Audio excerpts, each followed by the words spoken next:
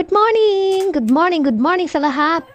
Ako'y maglilinis nitong mga isda, alas 6 ng umaga pa lang ngayon guys. So hatiin ko siya kasi malaki-laki. At ito'y gagawin kong tinola, lagyan ng tanulad. Wow, ang sarap nito. So ayan, ugasan ko ulit.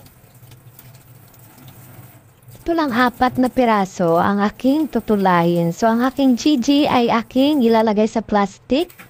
Mamaya, so ayan, yung aking plastic, pipigaan ko muna, day. Ayan. Bale, ang aking Gigi ay 2 kilos lang. Mga maliliit lang siya, guys. So, ang aking 1 kilo nito ay gagawin kong escabeche.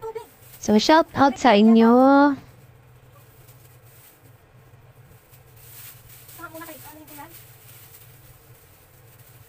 So, ayan. Pagkatapos ito, ilalagay ko sa freezer. At saka, ayan, guys. Lalagay ko lang siya plastic para marami-rami akong mailagay. Kasi maliit lang ang aming ref. So, ayan. Shout out sa lahat, sa mga nanonood. At ang aking 4 na pirasong isda ay ilalagay ko naman nito sa maliit na kaldero. At ipapakain ko to sa aking mga alaga, pusa at saka aso. Meron din sila syempre kasi member sila sa family, Charis. So, ayan. Papakulang ko lang yan. Thank you for watching.